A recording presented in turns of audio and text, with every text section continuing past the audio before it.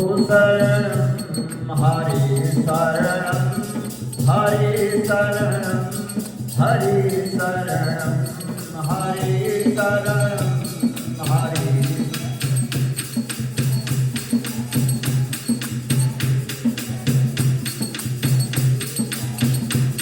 वृंदावन में बसे मोहन मधुर बंसी बजाते हैं। वृंदावन में बसे मोहन मधुर बंसी बजाते हैं। हरि शरणं हरि शरणं हरि शरणं हरि शरणं हरि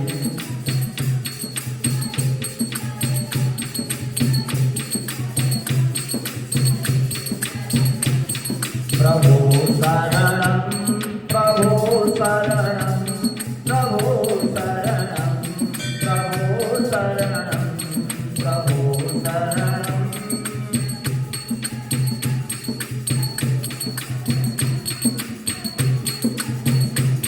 हरे शरणं हरे शरणं हरे शरणं हरे शरणं हरे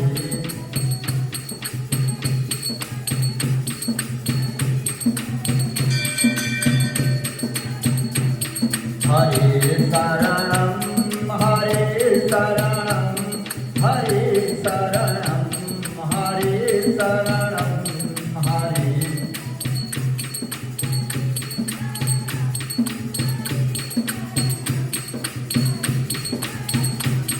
गोविंद मेरो है गोपाल मेरो है गोविंद मेरो श्री बाजे बिहारी नंदलाल मेरो है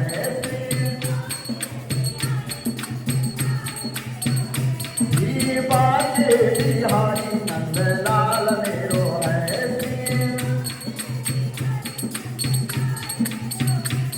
गोविंद मेरो है गोपाल मेरो है गोविंद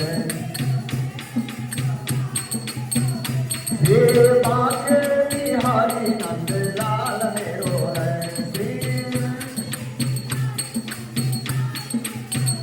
श्री बाजे बिहारी नंदलाल मेरो है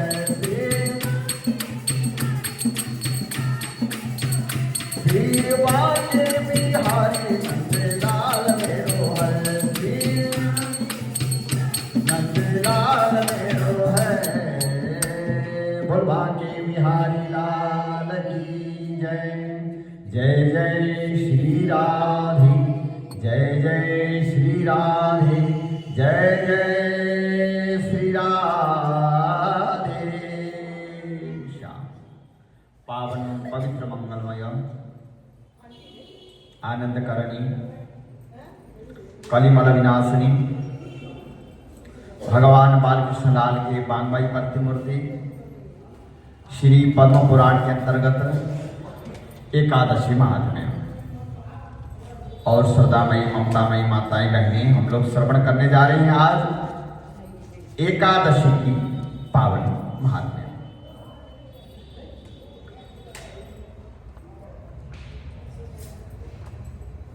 और आज की एकादशी है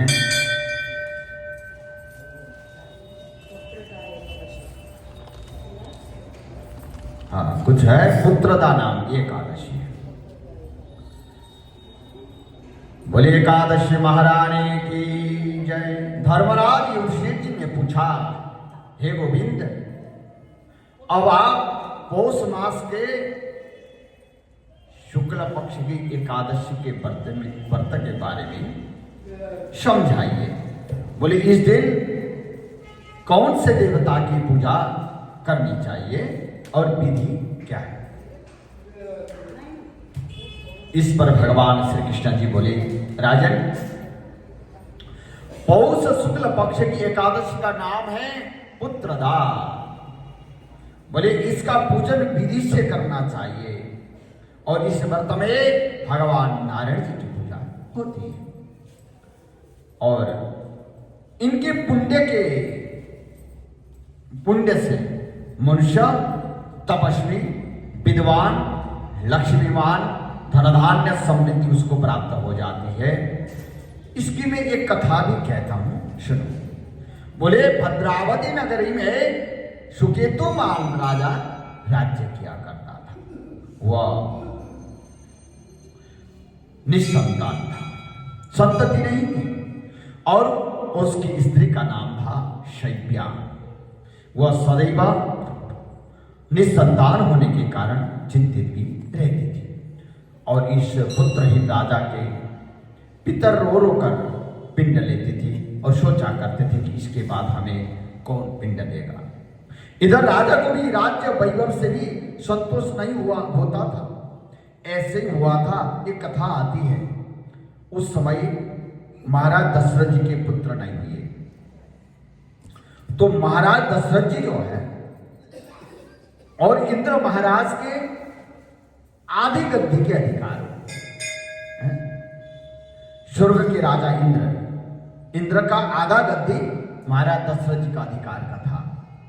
एक दिन इंद्र से मिलने के लिए चले गए, और वहां जाने के बाद बड़ा सम्मान हुआ, सत्कार हुआ,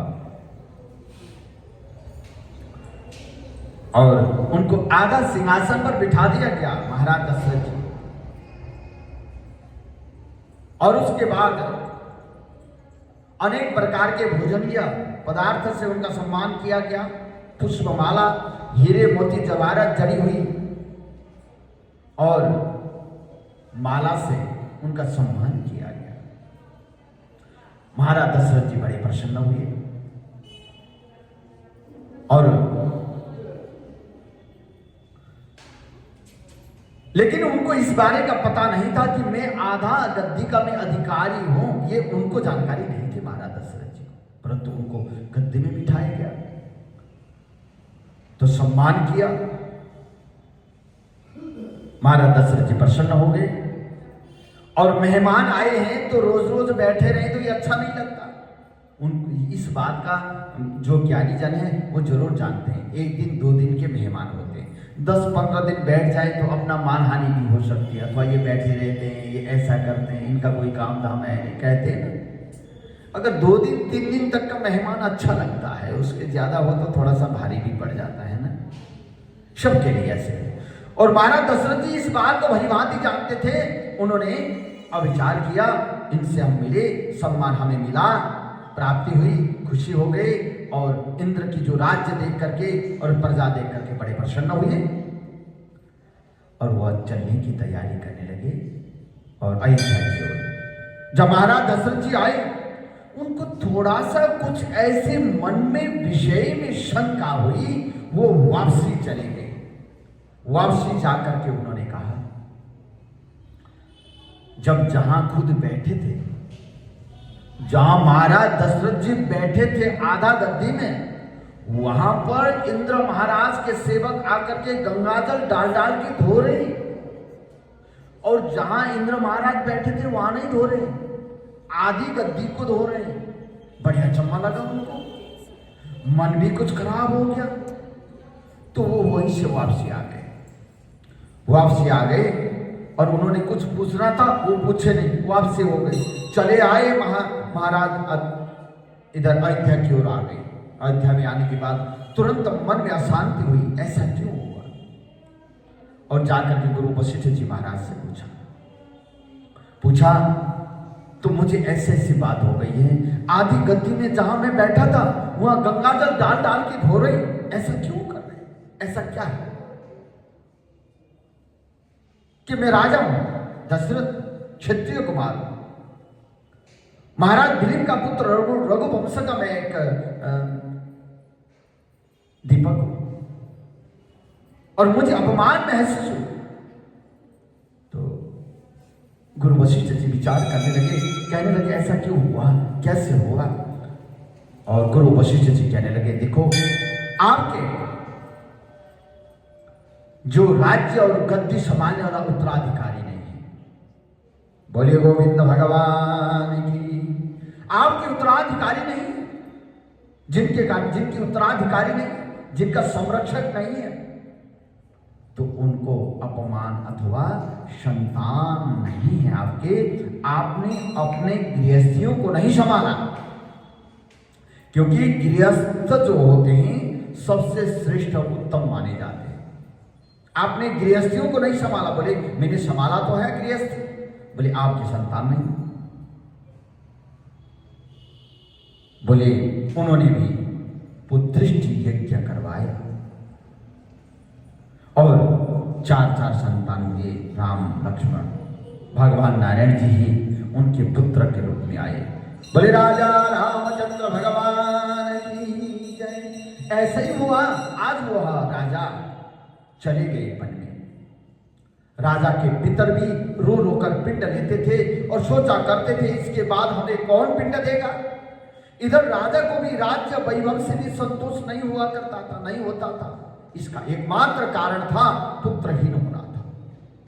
बोले वह विचार करता था कि मेरे मृत्यु होने पर मुझे कौन पिंड देगा।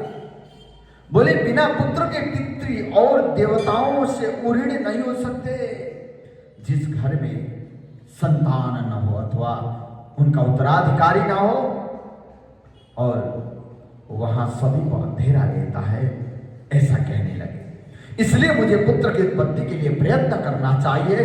पूर्व जन्मों के कर्मों से ही इस जन्म में पुत्र, धन, संपत्ति इत्यादि मिलते हैं। पूर्व जन्मों से धन, संपत्ति, ऐश्वर्य, संपदा जो मिलते हैं ये पूर्व जन्मों के और कर्मों के अनुसार मिलते हैं। बोले उन्होंने विचार किया मैंने पूर्व जन्म में ऐसा कौन सा कर्म किया था जो आज मैं गृहस्थ में रहते हुए भी और मेरी उत्तराधिकारी नहीं, संतान नहीं। बोले इस तरह राजा रात दिन चिंता में लगा रहता। एक दिन राजा ने अपना शरीर त्याग देने का विचार किया। अब मुझे रहना नहीं और मेरा जीवन अनर्थ हो गया। और कहने लगे अजान कलस्तन सेवा तस्य जन्म निरर्थकम धर्मार्थ काम मोक्षाणा यस्य कोपि न विद्यते अजान कलस्तन सेवा तस्य जन्म निरर्थकम। जिनका धर्म, अर्थ, काम, मोक्ष चारों पुरुषार्थों में एक भी पुरुषार्थ जीवन में प्राप्त नहीं किया, उसका जन्म अजा गलस्तन सेवा, बकरे के गले में लटकती हुई मांस पिंड जो कि उस बकरे के लिए कोई काम नहीं आता, उसी प्रकार से वो उसका जीवन बन जाता है।